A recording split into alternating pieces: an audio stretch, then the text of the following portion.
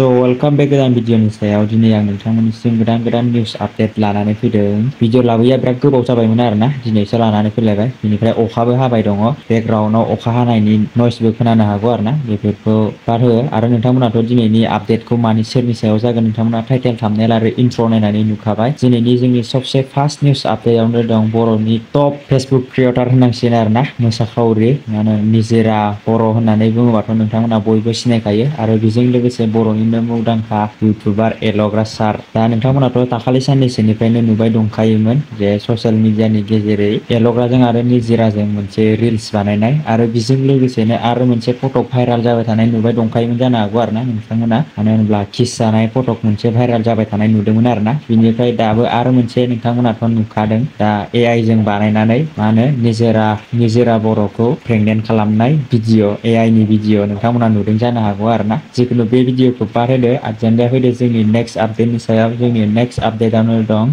दिप्ति बसुमतारी। नोंथांमोनाथ' बयबो ससियेल मिडियानि गेजेरै नुबाय दंखायो। दा गोबां भटनि गोनांथि जानानै दङ आरोना, नोंथांमोना बयबो सापर्ट खालामनानै हो बर'जों बर'। डिसक्रिपसनाव आङो लिंकखौ होनानै दोनदों आरोना, नोंथांमोना डिसक्रिपसनाव थांनानै भट हैनानै होबानो जाबाय आरोना। सासे भटआनो गोबां सापर्ट होयो आरोना, नोंथांमोना सासे भटजोंनो गोबां दावगालाङो आरोना। बेनिखायनो नोंथांमोनाबो बयबो सापर्ट खालामबानो जाबाय। दानिया फैदो जोंनि नेक्स्ट आपडेटनि सायाव। जोंनि नेक्स्ट आपडेटआवनो दं दाखालिसो जालांनाय एबसु रेलियाव जालांनाय अर खामनाय जाथाय। बेयाव मा बिबुंथि होदों नोंथांमोना नैबे भिडिअखौ फारसेनिफ्राय नायनानै मिथिनानै मोनगोन आरोना। खार'ना बे जाथाया माबोरै जानाय आरो बे जाय अर खामदों बेयो गावसो हारसिं सावनानै लादोंना ना सोरबा सावदों, बेखौ क्लियारफिकेसन मोनगोन आरोना नैबे भिडिअखौ नायनानै लाबानो जाबाय। नोंथांमोना जुदि न'आव थानानै इजियैनो फैसा खामायनो गोसो जादोंबा नैबे प्लेटफर्मखौ नायनानै लाबानो जाबाय। नै बेयाव 50तानि बारा गेम दङ आरोना, नोंथांमोना थांनानै गेलेहैबानो जाबाय।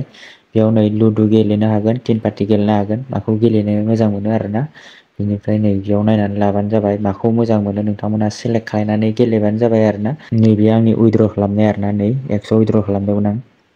ओमफ्राय नोंथांमोना जुदि डिप'जिट खालामनो गोसोबा, मानो होनोब्ला नायनानै ला नैबेयाव 100, 300, 500, 1000, 3000, 5000 बिदि डिप'जिट खालामनो हागोन आरोना। नोंथांमोना थांनानै डिप'जिट खालामनानै गेलेबानो जाबाय। डिप'जिट खालामोबाबो 100नि डिप'जिट खालामनानै गेलेजागोन आरोना, बुरजानि डिप'जिट खालायनाङा। आरो गेलेयोबाबो खमनि गेलेबानो जाबाय आरोना। नोंथांमोना डिसक्रिपसनाव थांबानो जाबाय, आं डिसक्रिपसनाव लिंकखौ होनानै दोनदों, थांनानै रेजिस्टार खालामनानै गेलेहैबानो जाबाय। माब्लाबाबो सानाखैमोन जे हरखाब प्रग्राम जोबनायथिंहालागै जोङो दिनै बयबो नुबाय जे सासे सुबुं गेजेर खालायगाव रामफल बिलनि होननानै जों मिथिनो मोनदों।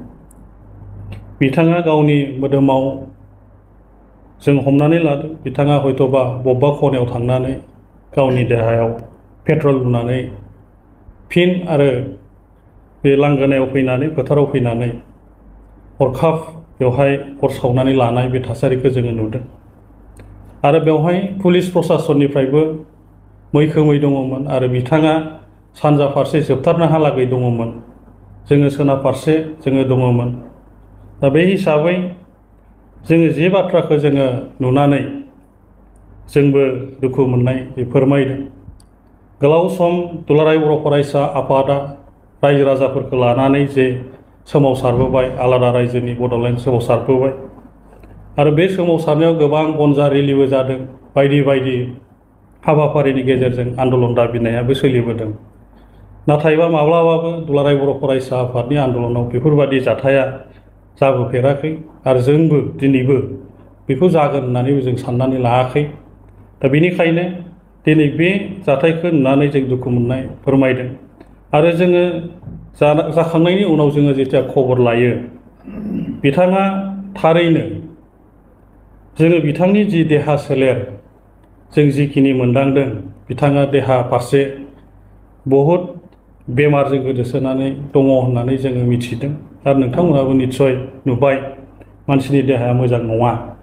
दा बेनिखायनो जोङो जोंनि रायजो राजाफोरखौ लाबोनाया आनसलिकफ्रा लाबोदों, इउनिटफ्रा लाबोदों। जोङो बिथांमोनावबो जों खबर लाबाय, आनसलिकआबो बुंबाय जोङो बिथांखौ जोङो आन्दलनाव जों लाबोआखै, आरो जों बाहागो लानायखौबो जों जागायजेननायनिफ्राय नुवाखै। इउनिटआबो बुंदों जों बेखौ लाबोनो मोननाय जायाखै।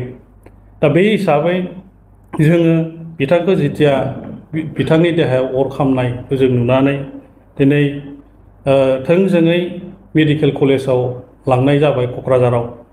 आरो बेवहाय लांखांनायनि उनाव जोंनि आन्सलिकनि आफादगिरि रामफलबिल आन्सलिकनि आफादगिरि जहर बिथांनि टीमा मेडिकेल कलेजाव जेथिया थाङो आरो बिथांनि न'खरजों जेथिया खबर होबाय, न'खरनि मानसिफ्रा मेडिकेल कलेजाव फैनानै फोरमायफैबाय।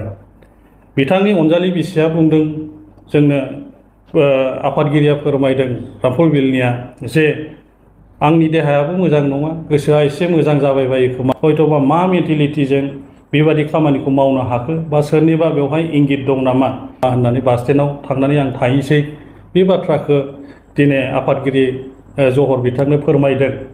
आरो बेवहाय बिथांमोनहा दिनै बे क'क्राझार मेडिकेल कलेजनिफ्राय जेथिया बरपेटा मेडिकेल कलेजाव लांगोन बे बाथ्राखौ जेथिया मिथिबाय, रेडि जाबाय, अब्ला रामफलबिल आन्सलिकनि आफादगिरिनि टीमा बास स्टेन्डआव थांनानै खबर लाहैनाय जाबाय। खारन सिनियर मानसि, बयबो मिथियो, सिनायो। दा बेनिखायनो जेथिया बास स्टेन्डनिया फोरमायदों जाहैबाय, आं क'क्राझार फारसे थांनो होननानै बुंदों। आरो बिथाङा बास स्टेन्डनिफ्राय जेथिया क'क्राझाराव फैयो, नाथाय आन्सलिकनि प्रेसिडेन्टआ बुंबाय, गारियाव खबर लानानै मिथिबाय बिथाङा बिसरगाव मेडिकेल कलेजाव गारिनि थांनो होननानै गारिनिफ्राय ओंखारनानै फैदों होननानै जोंनो मिथिहरहोदों। दा बेनिखायनो जोङो बयबो क्लियार जानांगोन बाथ्राफोरखौ। दा दिनै बे आन्दलनाव फैनो होननानै बिथाङा न' फारसेनिफ्राय ओंखारबोआखै। निस्सयबा बिथाङा हयथ'बा क'क्राझार बे फारसे फैफिननायाव हयथ' आन्दलनाव लोगो मोननानै, रेलियाव लोगो मोननानै थांफाखो, ना डाइरेक्टै बेयाव थांनानै बिथाङा लोगो मोनहैखो, जों बेखौ जेबो मिथिनो मोननाय जायाखिसै। दा बेखायनो दिनै जोंनि जे रेलि हाबाफारि बियो जोबखाबायमोन। दा बे समाव बिथाङा जे दिनै बे थासारिखौ खालामबाय, दा बेनि थाखाय जोंबो बहुद सिन्था जादों। ना बिथाङा देहाया सोलिखायैखाय, ना सोरनिबा थुन जलायनायनि गेजेरजों बिथाङा हयथ'बा देहाखौ नायनानै मानानै बे बाथ्राखौ जोङो बुजिनानै लानो हायाखै। दा बेखायनो जों आसा खालामदों बिथांनि जिउआ जाहाथे मोजाङै मोजां फैफिननो हायो।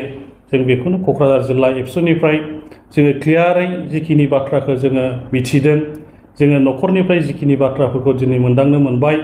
दा बेखायनो जोङो क'क्राझार जिल्ला एबसुनिफ्राय दिनै जोङो रेलिनि गेजेरजों जि जाथाया जाबाय, बेखौनो जोङो साफ्रोमबो जोंनि रायजो राजाफोर फोरनिसिम जोङो क'क्राझार जिल्ला एबसुनिफ्राय जोङो बेखिनि बाथ्राखौ फोरमायदों। गोजोन्थों। दिनैनि आपडेट भिडिअआ बेखिनियानोसै लोगोफोर। नोंथांमोना बेफोरबायदिनो सापर्ट खालायलांबाय थाबानो जाबाय आरो ना। नोंथांमोननिसिम गोदान गोदान आपडेट भिडिअ लाबाय थाबाय। आरो नोंथांमोना जुदि चेनेलखौ साबस्क्राइब खालामाखैबा साबस्क्राइब खालामनानै लाबानो जाबाय।